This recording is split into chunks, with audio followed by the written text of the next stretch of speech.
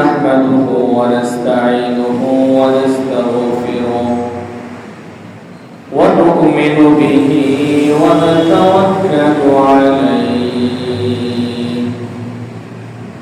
ونعوذ بالله من شرور أنفسنا ومن سيئات أعمالنا من يهده الله فلا مضل له ومن يضلله فلن تجد له وليا مرشدا أما بعد فقد قال الله تعالى في كلامه المجيد والفرقانه الحميد شكري قولي أعوذ بالله من الشيطان الرجيم بسم الله الرحمن الرحيم يا أيها الذين آمنوا أطيعوا الله وأطيعوا الرسول وأولي الأمر منكم آمنت بالله صدق الله العظيم فقد قال الله تعالى في شان حبيبه يا أيها الذين آمنوا صلوا عليه وسلموا تسليما اللهم صل على محمد وعلى آل محمد كما صليت على إبراهيم وعلى آل إبراهيم إنك حميد مجيد اللهم بارك على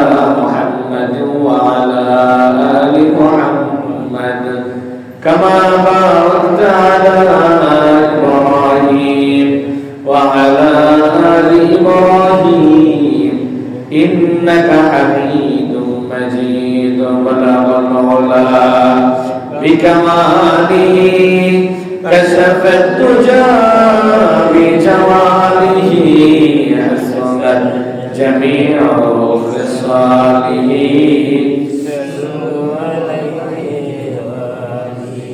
नहीं दो जहां में मिसाले मोहम्मद नहीं दो जहां में मिसाले मोहम्मद जमाले खुदा है कमाले मोहम्मद बलगल उला बिकमालिही कशफत तुजा बिजमालिही हसनत जमीउ खिसालिही सल्लु अलैहि वालिही सुब्हानक ला इल्म लना इल्ला मा अल्लमतना إنك أنت العليم الحكيم سبحانك لا علم لنا إلا ما علمتنا إنك أنت العليم الحكيم الحمد لله معزز مكرم সম্মানিত মুসল্লিয়ান کرام আল্লাহ পাকের দরবারে লাখ কোটি শুকরিয়া যে আল্লাহ পাক রব্বুল আলামিন আমাদেরকে দুনিয়ার সমস্ত কাজ থেকে হেফাজত করেন আল্লাহ তাআলা হুকুম জুমার দুই রাকাত ফরজ নামাজ আদায় করবার জন্য মসজিদে আসার বসার দুইটি কথা বলার ও শুনবার জন্য সুযোগ করে দিলেন সে আল্লাহ তাআলার শাহী দরবারে আমরা প্রত্যেকই দিল থেকে মহব্বতের সাথে উঁচু আওয়াজে কালিমাতুশ শুকর আদায় করি সকলে বলি আলহামদুলিল্লাহ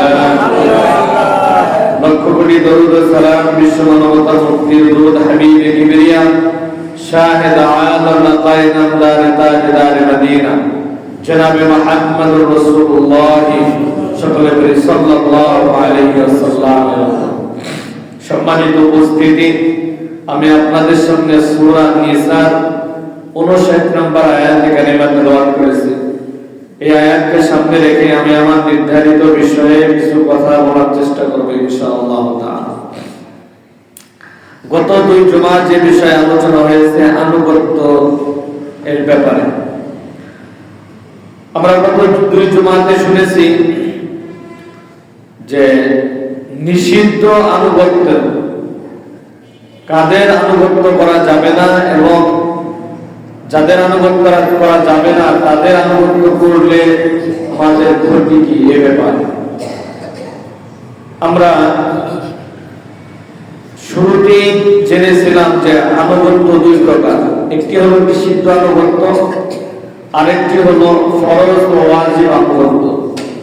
আমরা গত দুই জুমায় নিষিদ্ধ আনুগত্যের ব্যাপারে আলোচনা শুনেছি। আমরা ইনশাআল্লাহ এই জুমাতে আনুগত্য করব ফরজ এবং ওয়াজিব আনুগত্যের ব্যাপারে। অভিধানে ইসলাম শব্দের অর্থ দুইটি হয়ে থাকে। একটি হলো নিজেকে আত্মসমর্পণ করা ও আনুগত্যের স্বীকার করা, আরেকটি হলো আল্লাহর জন্য ইবাদত একনিষ্ঠ করা। আল্লাহ পাক রব্বুল আলামিন আত্মসমর্পণ করা ও আনুগত্য স্বীকার করার ব্যাপারে কোরআনে হাকিমের মধ্যে বলছেন, আফাগায়রা দীনিল্লাহি ইয়াবগুনা ওয়া লাহু আসলামা মান ফিস সামাওয়াতি ওয়াল আরদি তাওআন ওয়া কারাহান ওয়া ইলাইহি ইরজাউন। আল্লাহ পাক রব্বুল আলামিন বলেন, তারা কি আল্লাহর দ্বীনের পরিবর্তে অন্য কিছু তালাশ করছে, অথচ আসমান ও জমিনে যা কিছু আছে তা তারই আনুগত্য করে, ইচ্ছাই হোক অথবা অনিচ্ছাই হোক। তাদেরকে তারই নিকটই প্রত্যাবর্তন করতে হবে। অর্থাৎ দুনিয়ার মানুষ আল্লাহ পাক রব্বুল আলামিনের আনুগত্য করুক বা না করুক, আল্লাহ তাআলার দিকে আবার ফিরে যাইতে হবে। কথা ঠিক কি না? নাকি অন্য কোথাও যাওয়া যাবে? অন্য কোথাও যাওয়ার কোনো রাস্তা নাই। যে যেই কাজে করুক না কেন, যারই আনুগত্য করুক না কেন, আল্লাহ পাক রব্বুল আলামিনের কাছে আমাদের ফিরে যেতে হবে। আল্লাহ পাক রব্বুল আলামিন আয়াতের মধ্যে বলেন, তারা কি আল্লাহর দ্বীনের পরিবর্তে অন্য কিছু তালাশ করছে?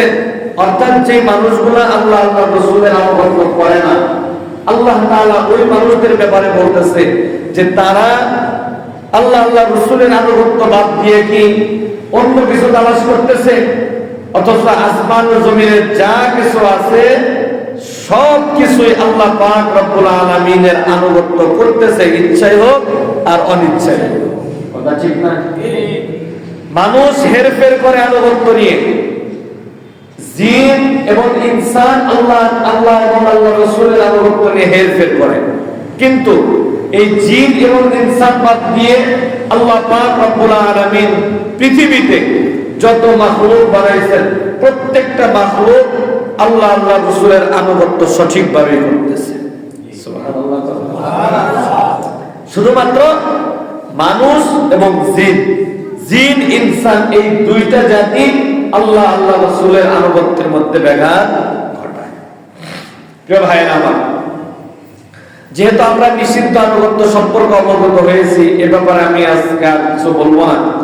আমরা আজকে শুনবো ফরজ ও ওয়াজিব আনুগত্যের ব্যাপারে। আল্লাহ পাক রব্বুল আলামিন বলেন যে আল্লাহর আনুগত্য করা প্রত্যেক প্রাপ্তবয়স্ক মুসলিম ব্যক্তির উপরে ফরজ। প্রত্যেক প্রাপ্তবয়স্ক মুসলিম নরনারী প্রত্যেকেই আল্লাহর আনুগত্য করা ফরজ। আল্লাহ আল্লাহ রাসূলের আনুগত্য করা প্রত্যেকের জন্যই ফরজ। আল্লাহ পাক রব্বুল আলামিন সূরা নিসার 60 নম্বর আয়াতের মধ্যে বলেছেন, যে ভাইরা আল্লাহ পাক রব্বুল আলামিন বলেন, ইয়া আইয়ুহাল্লাযীনা আমানু আতিউল্লাহা ওয়া আতিউর রাসূলা ওয়া উলিল আমরি মিনকুম। আল্লাহ পাক রব্বুল আলামিন ডাক দিয়ে কয়, হে বিশ্বাসীগণ, তোমরা আনুগত্য করো আল্লাহ এবং আল্লাহর রাসূলের এবং তোমাদের নেতৃবৃন্দের। আল্লাহ পাক রব্বুল আলামিন এই আয়াতের মধ্যে তিন জনের আনুগত্য করতে বললেন। এক নম্বরে বললেন আল্লাহ পাক রব্বুল আলামিনের আনুগত্য করার জন্য। দুই নম্বরে আল্লাহ পাক রব্বুল আলামিন বললেন তোমরা তোমাদের রাসূলের আনুগত্য করবে।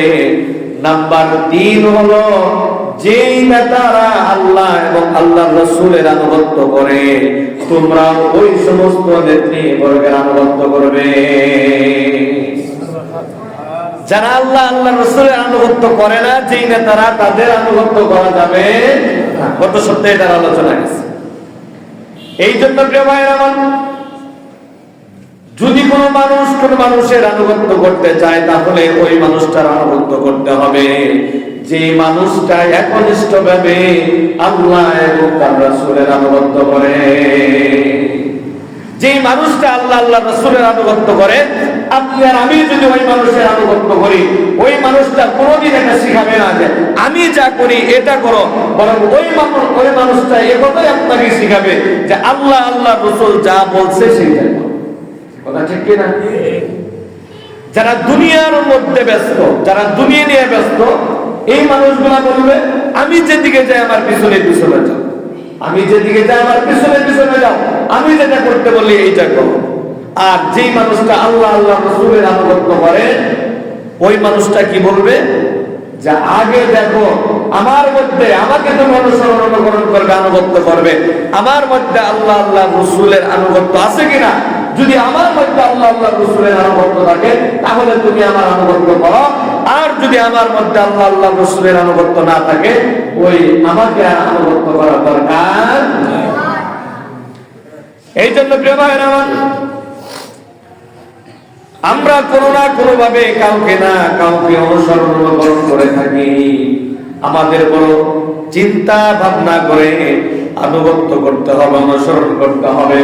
যে মানুষটার ভিতরে আল্লাহ আল্লাহর রাসূলের আনুগত্য নাই, কোশ্চিন কালেও ওই মানুষটার আনুগত্য করা যাবে না।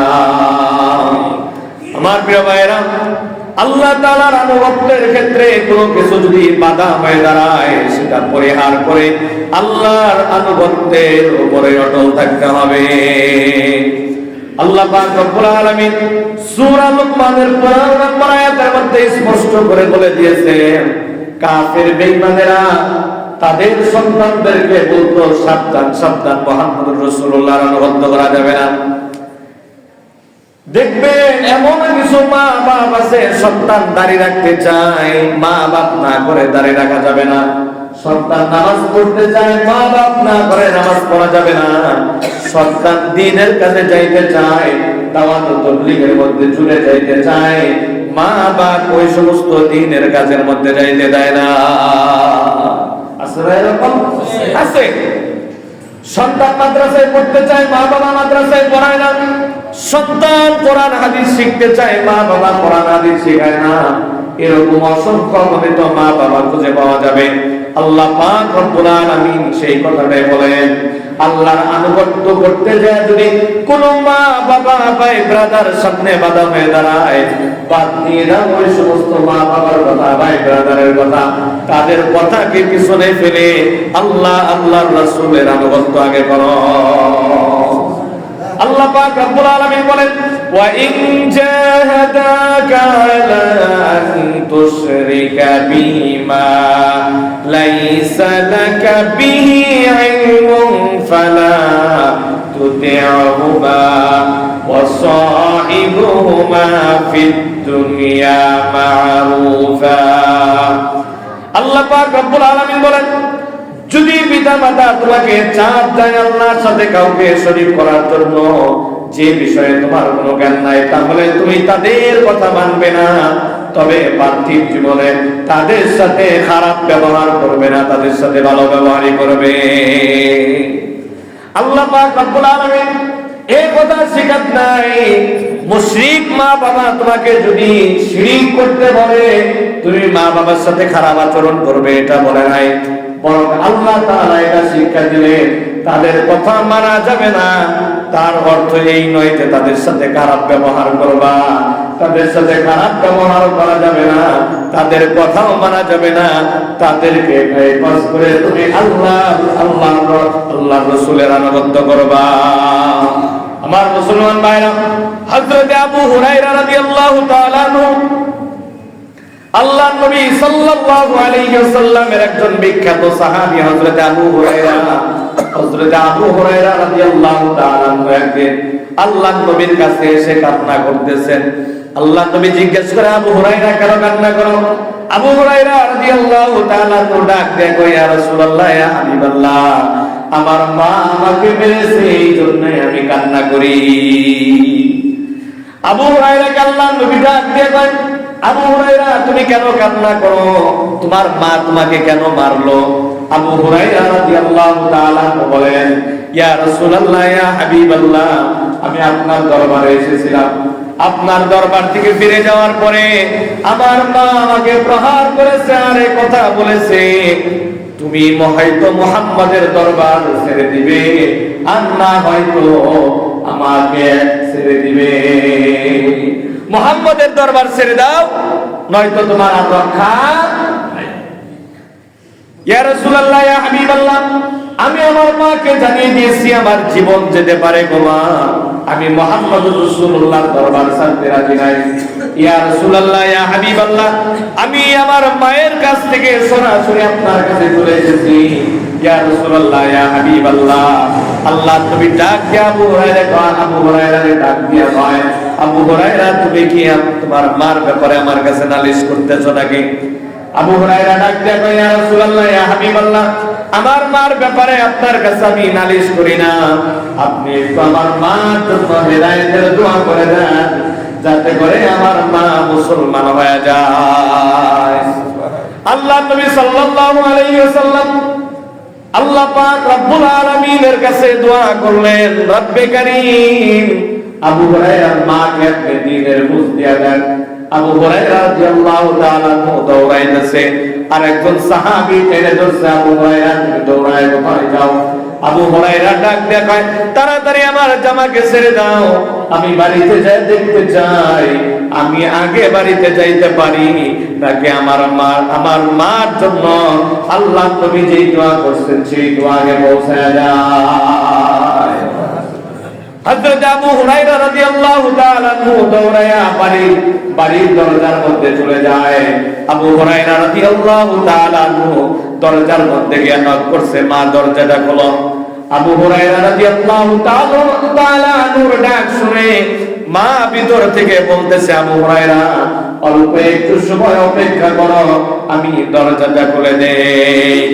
হযরত আবু হুরায়রা ডাক দিয়ে কয়, এর আগে মায়ের কণ্ঠের মধ্যে যে কুফরের একটা কর্কশ বাণী ছিল, আমার মাকে যখন আমি ডাক দিছি আমার মায়ের জবানের মধ্যে ওই কর্কশ ভাষা আমি পাই নাই, আমার মায়ের জবানের মধ্যে তাওহীদের একটা শালীনতা চলে এসেছে।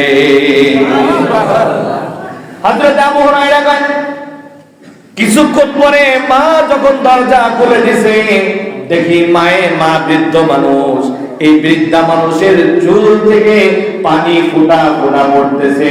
আবু হুরায়রাকে ডাক দিয়া মা বলে, আবু হুরায়রা, আমি সিদ্ধান্ত নিয়েছি আর একটা মুহূর্ত দেরি করব না, আমি মাত্র ওই গোসল করে বের হলাম, আমাকে তাড়াতাড়ি পড়ায় দাও, লা ইলাহা ইল্লাল্লাহু মুহাম্মাদুর রাসূলুল্লাহ। আমার প্রিয় ভাইরা, আল্লাহ পাক রব্বুল আলামিন এই কথাটা এইখানে বললেন, ফালা তুতিহুমা ওয়া সাহিবুহুমা ফিদ দুনিয়া মা'রুফা। যদি বাবা মা কোনো সন্তানকে শিরিক করার জন্য চাপ দেয়, সন্তান শিরিক করা যাবে না, কিন্তু ওই মা বাবাকেও কষ্ট দেওয়া যাবে না, মা বাবার সাথে সৎ ব্যবহার, ভালো ব্যবহার করতে হবে। আমার প্রিয় ভাইরা, এই জন্য আমাদের প্রত্যেককে এটা খেয়াল রাখতে হবে, মা বাবা আমাকে কোন আদেশ দিল, যদি ওই আদেশটা আল্লাহর রাসূলের বিরোধিতা হয়ে যায়, আনুগত্যের বাহিরে হয়ে যায়, তাহলে ওই মা বাবার ওই কথা মানা যাবে না, ওই মা বাবার সাথে বেয়াদবিও করা যাবে না, তাদেরকে কষ্ট দেওয়া যাবে না। স্বাধীনতার সাথে বোঝায়া ওই মা বাবার কথা বাদ দিয়ে আল্লাহ আল্লাহর রাসূলের আনুগত্য করা লাগবে। ভাইরা আমার, এটা গেল এক নাম্বার আল্লাহর আনুগত্য করা। নাম্বার 2 হলো রাসূল করিম সাল্লাল্লাহু আলাইহি ওয়াসাল্লামের আনুগত্য করা প্রত্যেকটা মুসলমান নর-নারীর জন্য ফরজ। আল্লাহ পাক রব্বুল আলামিন সূরা আনফালের 20 নম্বর আয়াতের মধ্যে বলেন, ইয়া আইয়ুহাল্লাযীনা আমানু আতিউল্লাহা ওয়া রাসূলাহু ওয়া লা তাওয়াল্লাউ আনহু ওয়া আনতুম তাসমাউন। আল্লাহ পাক রব্বুল আলামিন বলেন, হে মুমিনগণ, তোমরা আল্লাহ এবং তার রাসূলের আনুগত্য করো এবং এই বিষয়ে আল্লাহ তাআলার নির্দেশ শোনার পর তোমরা মুখ ফিরিয়ে নিও না। আল্লাহ আল্লাহর রাসূলের আনুগত্য করবে। আল্লাহ পাক রব্বুল আলামিন যে আদেশ দেন না কেন, হয়তোবা প্রত্যেকটা আদেশ তোমার পছন্দ হবে না, এরপরেও আল্লাহ তাআলার আদেশ থেকে তোমার মুখ ফিরিয়ে নেওয়া যাবে না। আল্লাহ তাআলা যে আদেশই দেন না কেন, প্রত্যেকটা আদেশকে সুস্বাগতম জানায় মেনে নিতে হবে, মুখ ফিরিয়ে নেওয়ার কোনো কায়দা প্রিয় ভাইরা আমার। অন্য আয়াতের মধ্যে আল্লাহ পাক রব্বুল আলামিন বলেন, মান ইউতি'ir রাসূল ফাকাদ আতা'আল্লাহ। আল্লাহ আল্লাহর রাসূলের আনুগত্য করা প্রত্যেকটা মানুষের উপরে ফরজ। যে ব্যক্তি রাসূলের আনুগত্য করবে, ওই ব্যক্তির আল্লাহ তাআলার আনুগত্য করা হয়ে যায়। একটা আওয়াজ দেখুন, সুবহানাল্লাহ। মাইয়ুতি'র রাসূল ফাকাদ আতা'আল্লাহ। যে ব্যক্তি রাসূল করিম সাল্লাল্লাহু আলাইহি ওয়াসাল্লামের আনুগত্য করবে, অটোমেটিক আল্লাহর আনুগত্য হয়ে যাবে। প্রিয় ভাইরা আমার, 3 নাম্বার হলো আমিরের আনুগত্য করা। আমিরের আনুগত্য করা হলো ওয়াজিব। যে আমির আল্লাহ এবং তার রাসূলের আনুগত্য করে, ওই আমিরের আনুগত্য করা ওয়াজিব। যে নেতা, যে আমির আল্লাহ আল্লাহ রাসূলের আনুগত্য করে না, ওই নেতার আনুগত্য করা জায়েজ হবে না। আল্লাহ পাক রব্বুল আলামিনের নবী হাদিসে পাকের মধ্যে বলেন, মান আতাআনি ফাকাদ আতাআল্লাহ ওয়া মান আসানি ফাকাদ আসাল্লাহ। যে ব্যক্তি আমার আনুগত্য করলো, সে আল্লাহ তাআলার আনুগত্য করলো। ওয়া মান আসানি ফাকাদ আসাল্লাহ। যে ব্যক্তি আমার অবাধ্যতা করলো, সে আল্লাহ তাআলার অবাধ্যতা করলো। ওয়া মান ইউতি'ল আমিরা ফাকাদ আতাআনি। আর যে ব্যক্তি আমিরের আনুগত্য করলো, সে আমার আনুগত্য করলো। ওয়া মান ইয়াসিল আমিরা ফাকাদ আসানি। আর যে ব্যক্তি আমিরের অবাধ্যতা করলো, সে যেন আমার অবাধ্যতা করলো। প্রিয় ভাইরা আমার, আল্লাহ এবং তার রাসূল সাল্লাল্লাহু আলাইহি ওয়াসাল্লামের আনুগত্য যদি আমি আর আপনি করতে পারি, তাহলে এটার প্রভাব কি হবে? আল্লাহ পাক রব্বুল আলামিন 1 নম্বরে বলেন, যদি কোনো ব্যক্তি আল্লাহ এবং তার রাসূলের আনুগত্য করে, তাহলে দুনিয়া এবং আখিরাতে আল্লাহ পাক রব্বুল আলামিন তাকে সফলতা দিয়ে দিবে। আমরা সফলতা প্রত্যেকেই চাই, কথা ঠিক কিনা? এমন কোন মানুষ নাই যে মানুষটা সফলতা চায় না, প্রত্যেকেই চায় দুনিয়া এবং আখিরাত উভয় জগতে আমরা সফলতা অর্জন করি। কিন্তু সফলতা কোথায় আছে আমরা জানি না, খুঁজিও না, জানার চেষ্টাও করি না। আমার প্রিয় ভাইরা, সফলতা কোথায় আছে? আল্লাহ পাক রব্বুল আলামিন দেখেন কোরআনের মধ্যে বলে দেয় সফলতা কোথায় আছে। আল্লাহ তাআলা সূরা নূরের 51 নম্বর আয়াতের মধ্যে বলেন, ইন্নামা কানা কাওলাল মুমিনিনা ইযা দুউ ইলাল্লাহি ওয়া রাসূলিহি লিয়াহকুমা বাইনাহুম أن يقولوا سمعنا وأطعنا وأولئك هم المفلحون। আমার প্রিয় ভাইরা, আল্লাহ পাক রব্বুল আলামিন বলেন, মুমিনদের কথা তো কেমন এটাই হতে পারে যে যখন তাদেরকে আল্লাহ এবং তার রাসূলের দিকে ডাকা হয়, তাদের মধ্যে ফয়সালা করে দেওয়ার জন্য, তখন তারা বলে, আমরা শুনলাম তো মেনে নিলাম, আর এটাই হলো সফল কাজ। সুবহানাল্লাহ। বুঝেন নাই? বুঝিয়ে দিতেছি।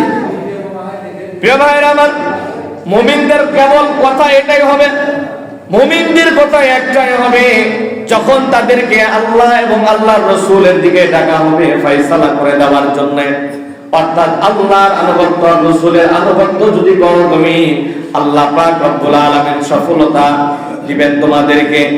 এই জন্য যখন একজন মুমিনকে ডাকা হবে আল্লাহ আল্লাহর রাসূলের দিকে আনুগত্য করো, যখন তাদেরকে আল্লাহ এবং তার রাসূলের কথা শোনায় দেওয়া হবে, তখন যদি ওই মুমিনটা কথা বলতে পারে আইয়াকুলু সামি'না ওয়া আতা'না, আমি আল্লাহ আল্লাহর রাসূলের কথা শুনলাম আর মেনে নিলাম, এখানে আমার আর কোনো দ্বিধা, আমার আর কোনো কথা নাই, প্রশ্ন নাই। আল্লাহ পাক রব্বুল আলামিন বলেন, যদি কোনো মুমিন এই গুণটা অর্জন করতে পারে, শুনলাম তো মেনে নিলাম, তাহলে ওই মুমিনই হবে সফলকার। মুসলমান ভাইরা, এখন চিন্তা করে দেখেন আমরা কয়জন মানুষ এমন আছি আল্লাহ আল্লাহ রাসূলের কথা শুনলাম আর সাথে সাথে মেনে নিলাম? কয়জন আছি আমরা যে আল্লাহ আল্লাহ রাসূলের কথা শুনলাম আর মেনে নিলাম? হাজারো আল্লাহ আল্লাহ রাসূলের কথা আমাদের কাছে আছে, প্রত্যেকেই আমরা জানি, কিন্তু আমরা আল্লাহ আল্লাহ রাসূলের ব্যাপারে কথা বলতে পারি না। শুনলাম আর মেনে নিলাম। হাদিসে পাকের মধ্যে আল্লাহর নবী বলেন, কিয়ামতের ময়দানে আল্লাহ পাক রব্বুল আলামিন বনি আদমকে 5টা প্রশ্ন করবেন, যতক্ষণ পর্যন্ত 5টা প্রশ্নের জবাব দিতে না পারবে, এক কদম আগাইতে পারবে না।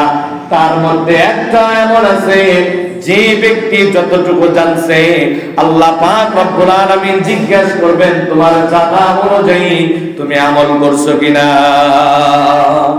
কিয়ামতের দিন আল্লাহ জিজ্ঞাসা করবে তুমি যতটুকু জানছিলে ততটুকু কি তুমি আমল করছিলে? যদি ওই পরিমাণ আমল না হয়ে থাকে, কিয়ামতের ময়দানে এক কদম সামনে আগানোর কোনো সুযোগ থাকবে না। এই জন্য প্রিয় ভাইরা আমার, আল্লাহ পাক রব্বুল আলামিন আয়াতের মধ্যে বলেন, ومن يطع الله ورسوله فقد فاز فوزا عظيما। আর যে ব্যক্তি আল্লাহ ও তার রাসূলের আনুগত্য করবে, সে ব্যক্তি মহা সাফল্য অর্জন করলো। আরেকটা আওয়াজ দেন না সুবহানাল্লাহ। প্রিয় ভাইরা আমার, নাম্বার 2 হলো আল্লাহ আল্লাহ রাসূলের আনুগত্য করলে কপালে হেদায়েত নসিব হয়ে যায়। সুবহানাল্লাহ। আমরা প্রত্যেকে আল্লাহ আল্লাহ রাসূলের পথে চলতে চাই কি চাই না? আমরা প্রত্যেকেই চাই যে আমাদের হায়াতের জিন্দেগিটা যেন আল্লাহ আল্লাহ রাসূলের পথে কাটায়া দেই।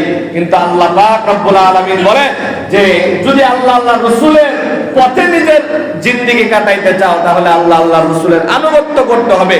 যদি কোনো ব্যক্তি আল্লাহ আল্লাহ রাসূলের আনুগত্য করে, তাহলে তার কপালে হেদায়েত লাভ হয়ে যায়।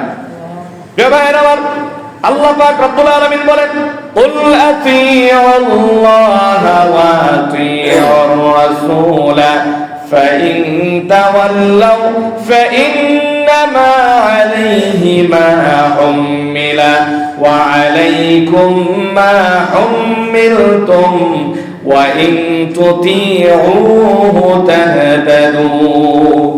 আল্লাহ পাক রব্বুল আলামিন তার হাবিবকে ডাক দেয়া কয়, হাবিব আমার, আপনি জানায় দেন তোমরা আল্লাহর আনুগত্য করো এবং রাসূলের আনুগত্য করো, অতঃপর যদি তোমরা মুখ ফিরিয়ে নাও তাহলে তার দায়িত্বের জন্য তিনি দায়ী এবং তোমাদের দায়িত্বের জন্য তোমরা দায়ী।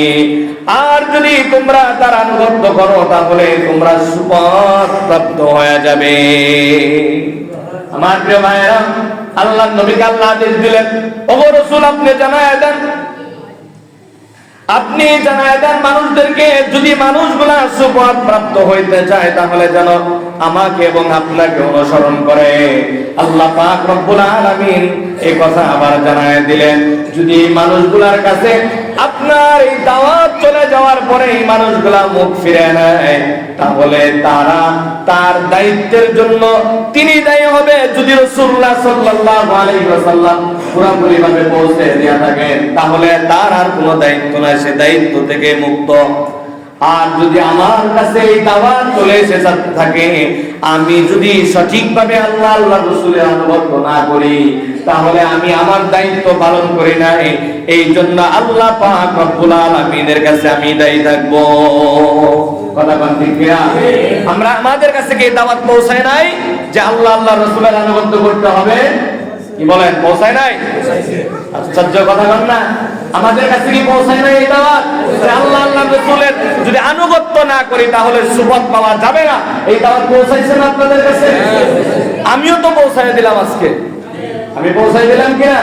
আমার দায়িত্ব ছিল পৌঁছায় দেওয়া, আমি দাওয়াত পৌঁছায় দিয়েছি। যদি এখন আপনারা না মানেন, সেই দায় আপনাদের না, সেই দায় কাদের? আমি যদি না পৌঁছাইতাম তাহলে সেই দায় থাকতো আমার, আমি পৌঁছায় দিছি। এখন আপনারা যদি না মানেন, সেই দায় আপনার। প্রিয় ভাইরা আমার, যদি কোনো ব্যক্তি আল্লাহ আল্লাহর রাসূলের আনুগত্য সঠিকভাবে করে, আল্লাহ পাক রব্বুল আলামিন বলেন ওই মানুষগুলা আল্লাহ আল্লাহর রাসূলের সুবহানপ্রাপ্ত হয়ে যাবে। প্রিয় ভাইরা আমার, নাম্বার 3 হলো, যদি কোনো ব্যক্তি আল্লাহ এবং তার রাসূলের আনুগত্য করে, তাহলে আল্লাহ পাক রব্বুল আলামিন তাদেরকে জান্নাতের মেহমান বানায় দিবে। আল্লাহ পাক রব্বুল আলামিন সূরা নিসার 13 নম্বর আয়াতের মধ্যে বলেন, ওয়া মান ইউতি'িল্লাহা ওয়া রাসূলাহু ইউদখিলহু জান্নাতিন তাজরি মিন তাহতিহাল আনহারু খালিদিনা ফিহা ওয়া যালিকাল ফাওজুল আযীম। আল্লাহ পাক রব্বুল আলামিন বলেন, যে ব্যক্তি আল্লাহ এবং তার রাসূলের আনুগত্য করবে, তিনি তাকে জান্নাতের মধ্যে প্রবেশ করায় দিবে। তার তলদেশ দিয়ে নহর প্রবাহিত থাকবে, সেখানে তারা চিরকাল থাকবে। আর এটাই হলো একজন মুমিনের জন্য মহা সফলতা। একজন মুমিনের জন্য সবচেয়ে মহা সফলতা হলো জান্নাত প্রাপ্ত হওয়া। আমরা আল্লাহ তাআলার কাছে আরজি করি নাই, আল্লাহ আমাদেরকে মুসলমানের ঘরে পাঠায় দেন, শেষ নবীর উম্মত বানায় দেন। এত সুন্দর আল্লাহ পাক রব্বুল আলামিন একটা সুযোগ দিয়েছেন আমাদেরকে, মুসলমানের ঘরে পাঠাইছেন, রাসূলের উম্মত বানাইছেন, কোরআনের মতো একটা কিতাব আমরা পেয়েছি।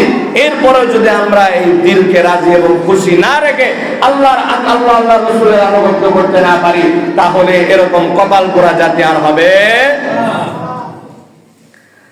আমার আল্লাহকে রব হিসেবে পেয়ে, রাসূলুল্লাহকে নবী হিসেবে পেয়ে, ইসলামকে ধর্ম হিসেবে পেয়ে আমরা খুশি হই না। কথা বলেন ঠিক কিনা? আল্লাহ নবী সাল্লাল্লাহু আলাইহি ওয়াসাল্লাম হাদিসে পাকের মধ্যে বলেন, যাকা তাআলাল ঈমান মান রাদিয়া বিল্লাহি রাব্বান ওয়া বিল ইসলামি দীনা ওয়া বি মুহাম্মাদিন রাসূলান সাল্লাল্লাহু আলাইহি ওয়াসাল্লাম। ওই ব্যক্তিটা ঈমানের স্বাদ বুঝেছে, ঈমানের মজা বুঝেছে, যেই ব্যক্তি আল্লাহ তাআলাকে রব হিসেবে পেয়ে, রাসূল করিম সাল্লাল্লাহু আলাইহি ওয়াসাল্লামকে নবী হিসেবে পেয়ে, আর কোরআনকে আর ইসলামকে দ্বীন হিসেবে, ধর্ম হিসেবে পেয়ে খুশি হয়েছে, ওই ব্যক্তি ঈমানের স্বাদ আর ঈমানের মজা বুঝেছে। আমরা আল্লাহকে রব হিসেবে পায়া, রাসূলুল্লাহকে নবী হিসেবে পায়া, ইসলামকে ধর্ম হিসেবে পায়া খুশি হই নাই। এই জন্য আমরা আল্লাহ রাসূলের আনুগত্য করতে যাই। যদি খুশি হইতাম তাহলে আনুগত্য করতামই। কথা বলেন ঠিক কিনা? ভাইরা আমার, এগুলা দিল থেকে ঝেড়ে ফেলে দিতে হবে, আল্লাহ রাসূলের আনুগত্য সঠিকভাবে করতে হবে। প্রিয় ভাইরা আমার, যদি কোনো ব্যক্তি আল্লাহ এবং তার রাসূলের আনুগত্য করে, তাহলে আল্লাহ পাক রব্বুল আলামিন 4 নাম্বার যে পুরস্কার দিবেন তা হলো, আল্লাহ পাক রব্বুল আলামিন পরকালে নবী, রাসূল, শহীদ এবং সিদ্দিক সৎকর্মশীলদের সাথে থাকার ব্যবস্থা করে দিবে।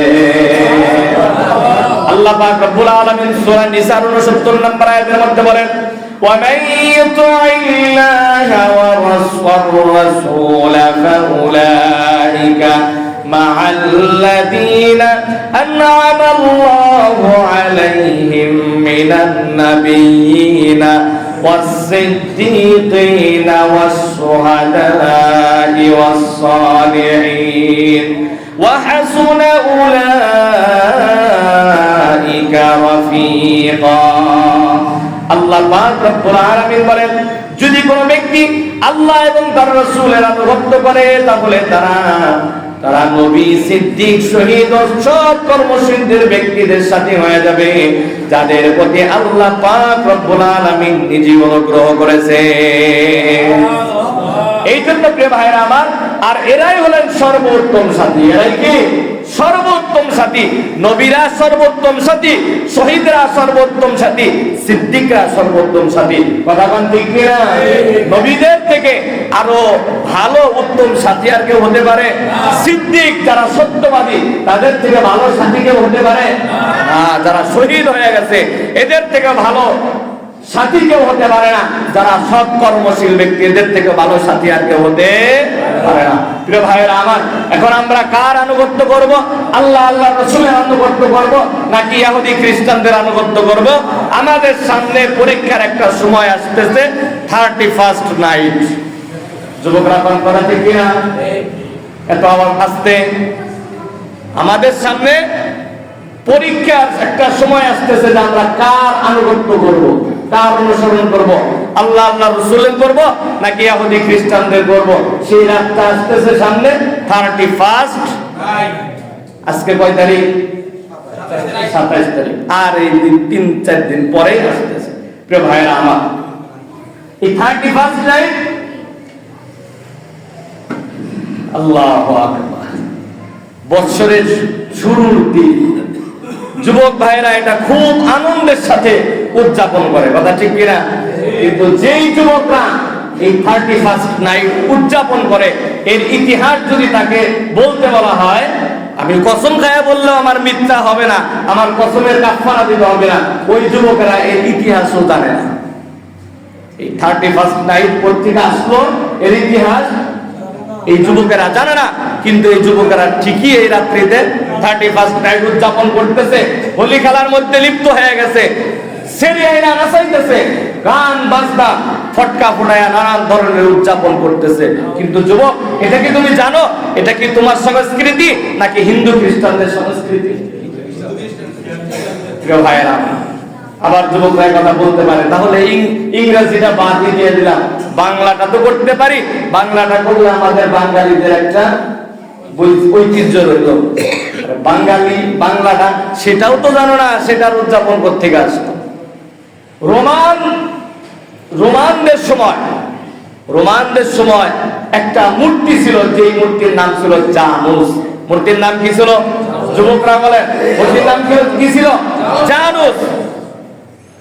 আমার কথা যদি বিশ্বাস না হয়, যাবেন বাড়িতে নামাজের পরে যায়া গুগলের মধ্যে সুন্দর করে লিখবেন জানুস। জানুসের ইতিহাস দেখবেন, গ্যাট করা অনেকগুলা বের হয়ে আসছে। এই জানুসের দুই দিকে মুখ, সামনের দিকেও মুখ আছে, পিছনের দিকেও মুখ আছে।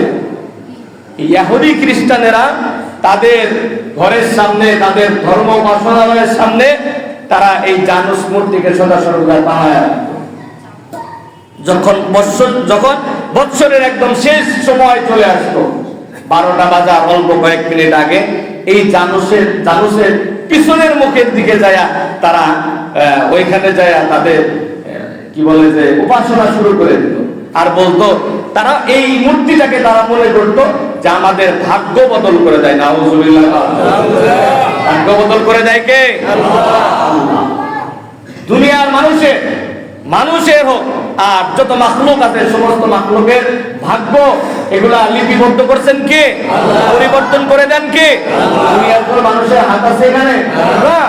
দুনিয়ার সাধারণ মানুষ তো দূরের কথা, মূর্তি তো সেটা অনেক দূরে, দুনিয়ার মানুষ তো দূরের কথা, সাধারণ মানুষ, নবীদের পর্যন্ত আল্লাহ পাক রব্বুল আলামিন এই পাওয়ার দেন নাই যে কোন মানুষের উপকার বা অপকার করতে পারে। এই কথা আল্লাহ তাআলা কোরআনে হাকিমের 9 নাম্বার পারা 14 নাম্বার পৃষ্ঠার মধ্যে শুরুতে আল্লাহ পাক রব্বুল আলামিন বলে দিয়েছে, নবীরা পর্যন্ত কারো উপকার অপকার করতে পারে না, আল্লাহ তাআলা সেই ক্ষমতা দেন নাই। আর এই রোমানরা সেই জানুস মূর্তির পিছন দিকে যায় উপাসনা শুরু করে দিত। আর এই কথা বলতো যে আমরা আপনার দয়ায়, আপনার কৃপায় আমরা গত বছর অনেক ভালোভাবে কাটিয়েছি, এরকম ভাবে তারা তাদের মনের কথাগুলো ব্যক্ত করতে থাকতো। যখন দেখতো ঘড়ির কাঁটা একদম সোজা হয়ে গেছে, 12টা বেজে গেছে, সাথে সাথে আবার সামনের দিকে এসে বলতো যে আগামী বছরের জন্য আমাদেরকে দোয়া করে দেন, আশীর্বাদ করে দেন, যাতে সামনের এই বছরটা আমরা সঠিকভাবে চলতে পারি। ভাইরা, আমার যুবক ভাইরা, অনেক লম্বা ইতিহাস আমি একদম সংক্ষেপ করে বললাম।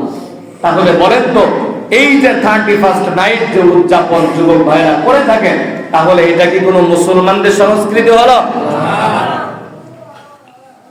এবার আসেন, এটা কোনো মুসলমানদের সংস্কৃতি নয়। শুভ নববর্ষ বাংলা যেটা পালন করে থাকে ওটাও মুসলমানদের সংস্কৃতি নয়, ওটা হলো মূর্তি পূজা। ওটা কি মূর্তি পূজারীদের সংস্কৃতি। যুবক ভাই, চিন্তা করে দেখো, তোমাকে এই ইহুদি খ্রিস্টানেরা কোন দিকে ঘুরায় ফিরায় তোমাদেরকে ওই ইহুদিদের অনুসারী বানাইতেছে, খ্রিস্টানদের অনুসারী বানাই দিতেছে, তোমাদেরকে কোন দিকে ঘুরায় ফিরায় মূর্তি পূজারীদের অনুসারী বানাই দিতেছে। এটা কোনোদিন চিন্তা করে দেখো না, একটু মাথার মধ্যে নেওয়া চিন্তা করো ভাইরা আমার। আর আমি বাবাজি যারা আছেন, আমি তাদেরকে অনুরোধ করবো, এই রাতে আপনার সন্তান কোথায় যায় আপনি খবর রাখেন।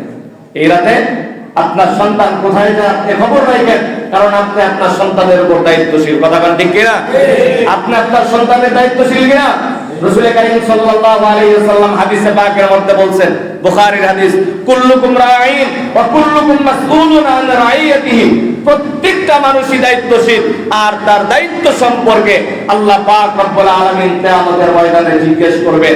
যদি সেই দিন জিজ্ঞেস আল্লাহ তাআলা আপনাকে করে, তোমার সন্তান, তুমি মুসলমান হইছো, তোমার সন্তানও মুসলমান, তোমার সন্তান রাতের বেলা গিয়া সেই ইহুদি খ্রিস্টানদের উদযাপন করলো, আর তুমি নাক ডেকে ঘুমাইলা, সেইটার হিসাবে এখানে দাঁড়ায় দাও। বলেন তো, সেই দিন আল্লাহ তাআলার সামনে দাঁড়ায় কারো হিসাব দেওয়ার কোনো ক্ষমতা আছে?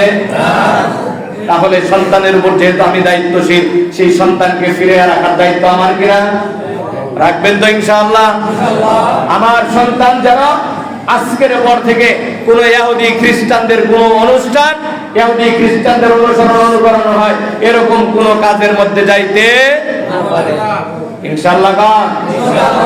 আল্লাহ পাক রব্বুল আলামিন আমাদের সকলকে যে আলোচনাগুলো হলো প্রত্যেকটা আলোচনা বুঝে আল্লাহ পাক রব্বুল আলামিন আমাদের সকলকে, সর্বপ্রথম আমাকে এবং আপনাদের সকলকে আমল করার জন্য তৌফিক দান করেন। সকলে